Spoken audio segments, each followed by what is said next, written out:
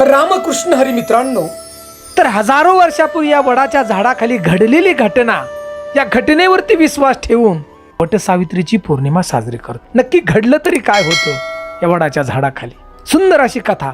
आणि ही कथा ऐकल्यानंतर आपलं वैवाहिक जीवन सुखी जाईल, त्या पतीला नक्की दीर्घायुष्य मिळेल यात शंका नाही. तर हजारो वर्षापूर्वी भद्र देशाचा एक राजा, त्याचं नाव होतं अश्वपती.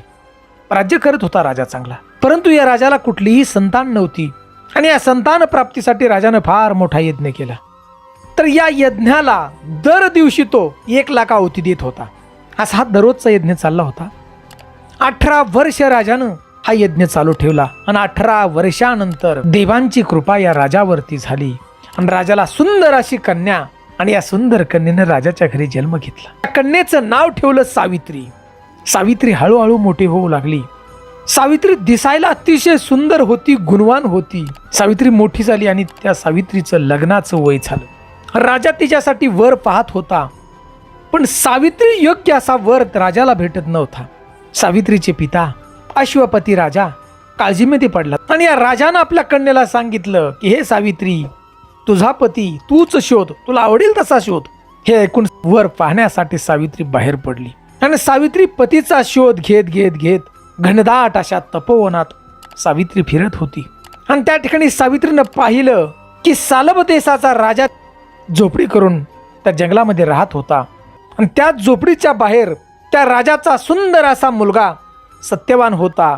सरपण फोडत होता बघा सत्यवान. आणि सत्यवानाला पाहताच सावित्रीने आपला पती मानलं या सत्यवानाला. ताडकन सावित्री त्या घरापासून त्या ठिकाणी वळली, झोपडीपासून तडक आपल्या घरी आली राजवाड्यामध्ये. आणि पाहते तर काय, त्या राजवाड्यामध्ये आपल्या पित्याबरोबर ब्रह्मपुत्र नारदांना त्या ठिकाणी पाहिलं. पित्यानं सावित्रीला विचारलं. सावित्रींनी सगळा प्रकार सांगितला की सालब देशाचा राजकुमार सत्यवान, आणि या सत्यवानला मी आपला पती मानले. आपल्या पित्यालाही खरं सगळं सांगितलं. पित्याचं आणि मुलीचं हे सगळं बोलणं नारद मुनीने ऐकलं. आणि त्या ठिकाणी नारद मुनी म्हणाले, हे राजन, आपण काय करताय? राजन, सत्यवान गुणवान आहे, बलवान आहे, महात्मा आहे, पण त्याला आयुष्य कमी आहे. सत्यवानला अल्प आयुष्य, 1 वर्षात त्याचा मृत्यू होणार आहे राजन.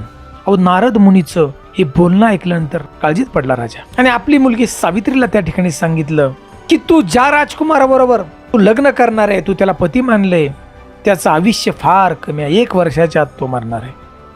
आपल्या मुलीला समजवण्याचा प्रयत्न राजानं केला की तू दुसरा पती बघ, तुला जो आवडेल तो बघ दुसरा, मी त्याच्याबरोबर तुझं लग्न लावून देतो, परंतु या सत्यवान बरोबर तू लग्न करू नकोस. त्यावेळी हे शब्द आपल्या पित्याचे ऐकताच सावित्री म्हणाली की कन्या एकच वेळा आपला पती मानते, जसं की राजाचा एकदाच आदेश असतो, ज्याप्रमाणे पंडित एकदाच प्रतिज्ञा करतो, कन्यादान हे एकदाच केलं जातं, त्याच प्रकारे मी जो पती मानलाय त्याच्याच बरोबर मी लग्न करणार.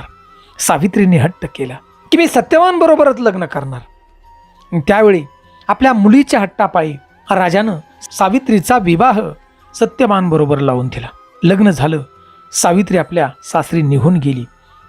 जंगलामध्ये झोपडी होती ती, आणि त्या ठिकाणी आपल्या सासऱ्यांची सासूची मनोभावे अगदी सेवा करू लागली.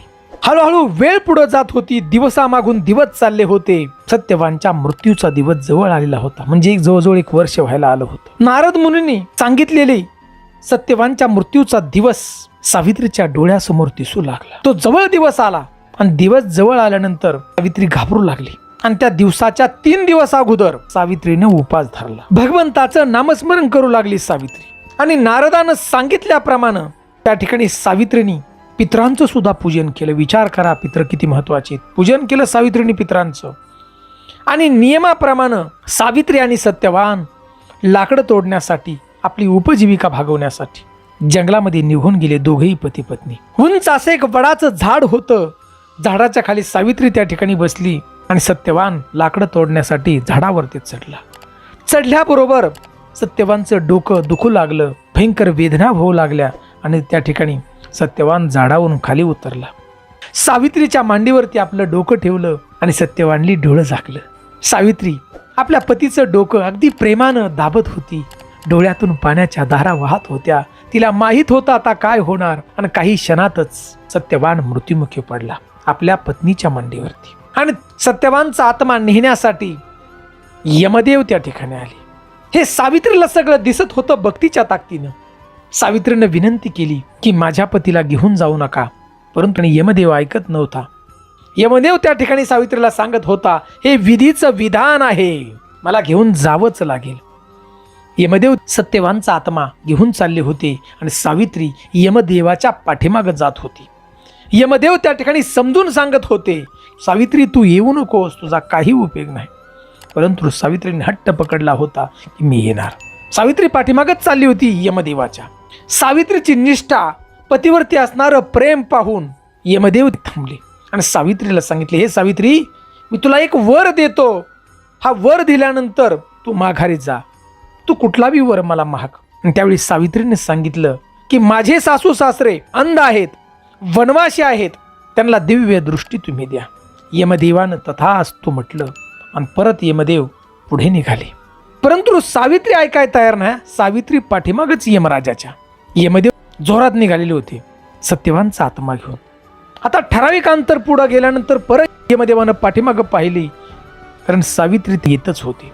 आणि सावित्रीचं जे प्रेम आहे आपल्या पतीवरचं, एक निष्ठा पाहून यमदेव परत थांबले आणि म्हणाले, हे सावित्री, मी तुला दुसरा वर देतो, परंतु परत तू माघारी जा. असं ऐकल्यानंतर सावित्री यमदेवाला म्हणाली की हे यमदेवता, माझ्या सासू सासऱ्यांचं जे राज्य गेलंय, शत्रूने हडपले, ते राज्य त्यांना परत मिळू द्या.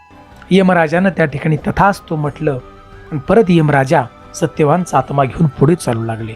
परंतु सावित्रीने पिछा सोडला नाही. विचार काढाय एवढे वर दिले तरी सुद्धा सावित्रीने निश्चय केला होता की माझ्या पतीला परत तुम्ही द्या, माझ्या पतीचा आत्मा घेऊन जाऊच नका, कारण मी पतीशिवाय जीवन जगू शकत नाही.